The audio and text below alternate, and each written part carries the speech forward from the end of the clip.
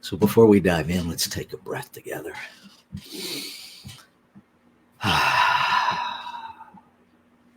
Because what we're really talking about this morning is this seemingly insurmountable conundrum of being in human form and embodying our spiritual essence. Maybe it's just me, but that oftentimes, truthfully, more than not, feels like my own personal battleground. That this dance with the infinite in condition is so easy to default to focusing on condition as having its own power. It's so easy to get stuck in this idea, in this experience of standing stones, this immovable object that we experience as life in this physical realm. And yet, our teachings invite us to know that there is something beyond what we experience that is available to us to experience that will completely not only shift our experience of this physical realm, but that will indeed shift the physical realm. And so I want to start with a quote from the Science of Mind text. It's on page 417, paragraph 2. To assert our individuality is to rise above the law of averages into the more highly specialized use of law, which brings freedom rather than bondage, joy in the place of grief, and wholeness instead of sickness. We cannot do this unless we are first willing to judge not according to appearances. In this judging not according to appearances, we are impressing law with a new idea of ourselves, a less limited idea. And we are learning to think independently of any existing circumstance. This is what is meant by entering the absolute. And I'm very conscious of his use of a less limited. And I think perhaps our greatest standing stone is this thing of language and meaning that we have attributed to language, inclusive of history, inclusive even of how we use language in our teachings. Because when we fail to recognize that even our language limits us, we distort the very teachings that we are attempting to live. In the Science of Mind study group, the 1926 study group this past week, we really wrestled with Ernest Holmes' statement that humans, as it's stated exactly in the text, man never creates. He discovers and uses. Wait, what? Right? Because in our teaching, we talk about being creative. And the spiritual us is creative. The human us creates nothing. We didn't create electricity in this human realm. We discovered it and we use it. It already existed. Consciousness created it. We didn't create love. We discover it and we use it. And I think it's incumbent upon us to continuously bring ourselves back to that awareness, to that understanding. I often hear us misuse this idea of creation, especially when something goes what we deem badly in this human realm. I watch us do it with ourselves. I have done it with myself. I watch us do it with each other. That what's in your consciousness that created that? Well, consciousness creates. I think more accurately would be to question, how did my use of consciousness participate in the creation of this? Because there's one consciousness.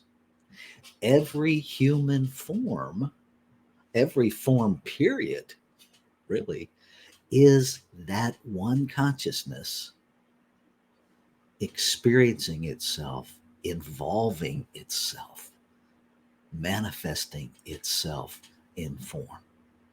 Form is always changing, and yet the consciousness that is knowing itself as form is changeless. And again, our brains go, wait, what? Right? And so if we can just wrap ourselves around that, we may perhaps on some level always experience this as a bit of a conundrum in this earthly realm, then we can begin to get okay with it. That we can begin to understand our human participation is in the realm of awareness. It is the realm of intention. It is the realm of using consciousness as best we can in alignment with what is alive in the center of our being, with life itself. And how the heck do we do that when we are so surrounded by condition? How do we do that? It becomes a challenge. And I say becomes a challenge as if it hasn't always been a challenge. I think it becomes a challenge the minute we're born into it.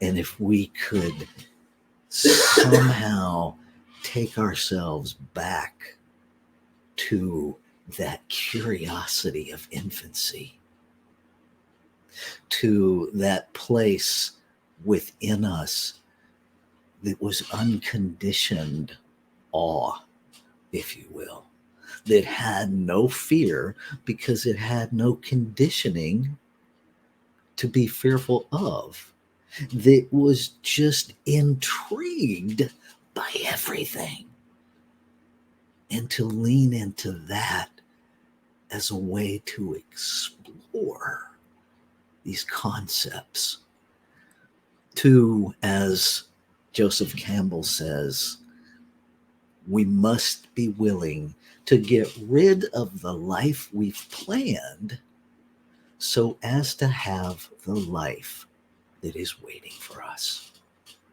Are we brave enough? Do we have enough belief, enough faith in consciousness, in its existence, in its creative power, to surrender our human plans and release into that unknownness with absolute assurance that it is evolving itself as our life, that nothing in that could possibly go sideways. And that perhaps what drives us sideways is our human agenda, the plans, if you will. And yet, in this human realm, we kind of need to make plans in order to navigate the human realm.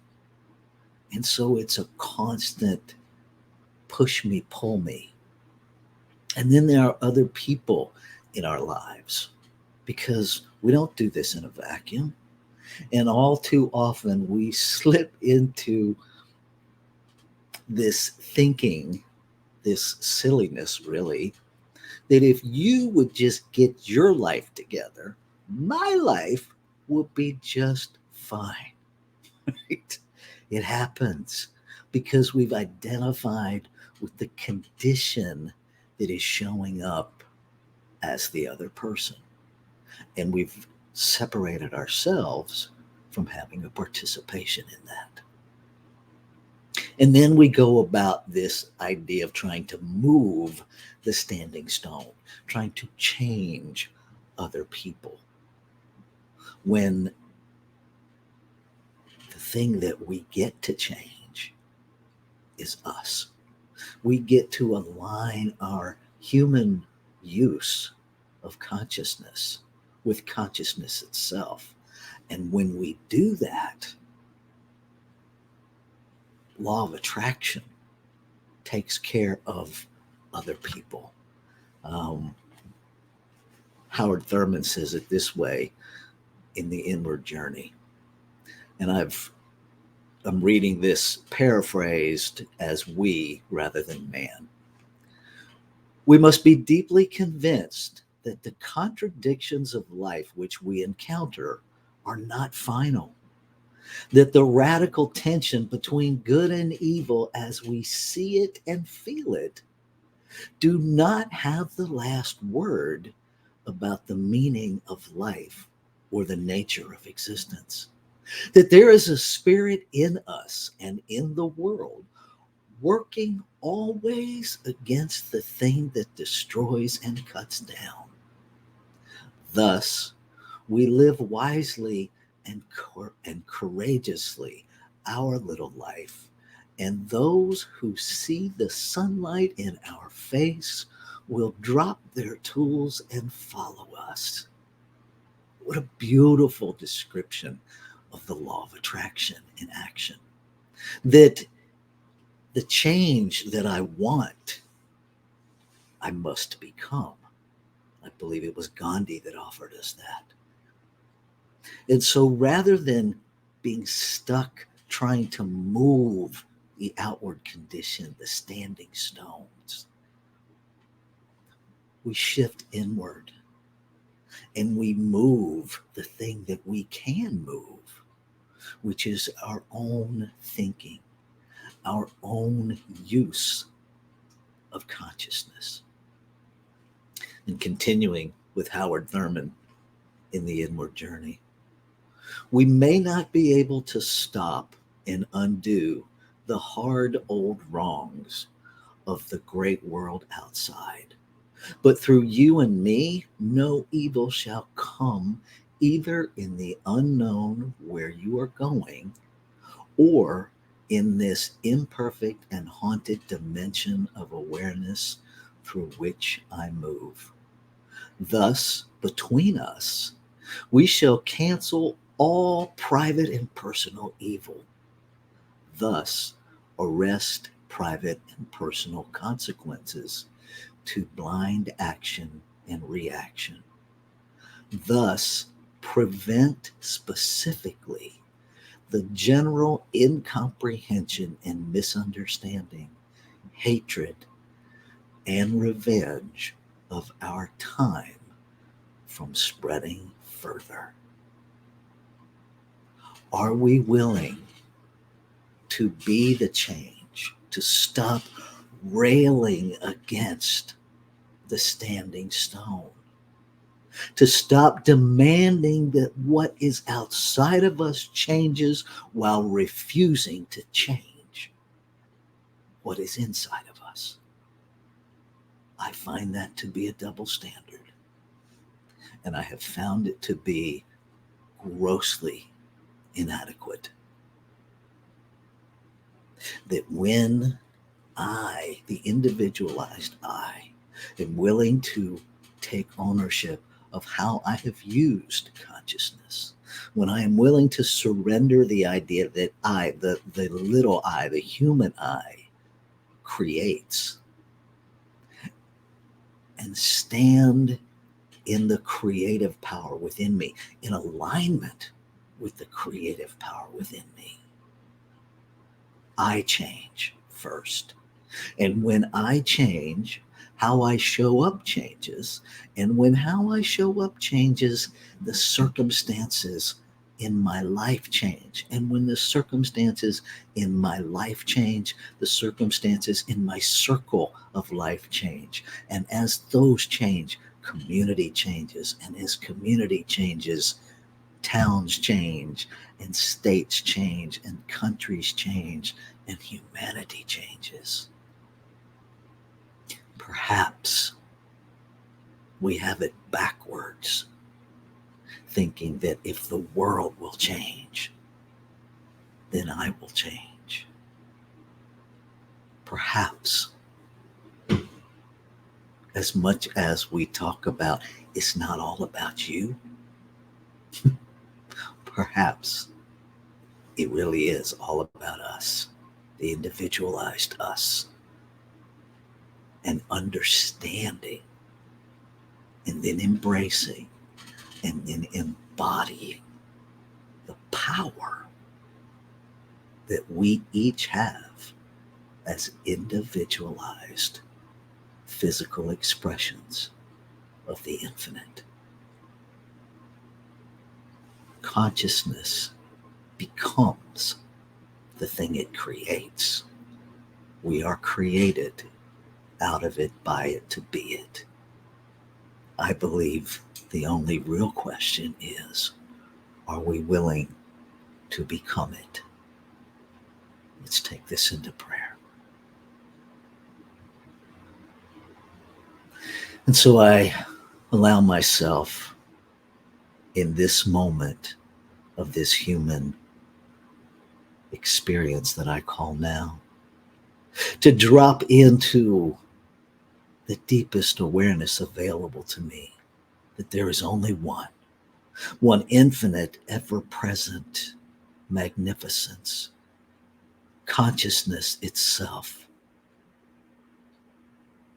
the singular creative power of the universe. I recognize that I am that in form. And being one, what is true of me must be true of all. And so I allow the human me to know, to deeply know, to understand, to embrace, to embody that all life is creation in form, that life creates. And so I honor all creation. And I hold the only accountability available to me as precious, the use of consciousness that I, the individualized expression of divinity, am using. And I commit myself with each new breath to an awareness of being in alignment to the best of my ability in this human walk, to live, breathe, move in alignment with the creative essence within me, knowing that as I do, creation creates. This brings me to gratitude. It fills every cell of my human being with awe and wonder and joy. It relieves the pressure of doing. And I sit in the of being, grateful to know this is how it works. This is how it is, that it's already done. The struggle has ended. There is no stone to move. And so I let go. I release. And I let creation create. I invite you to join me as we anchor by saying together, and so it is.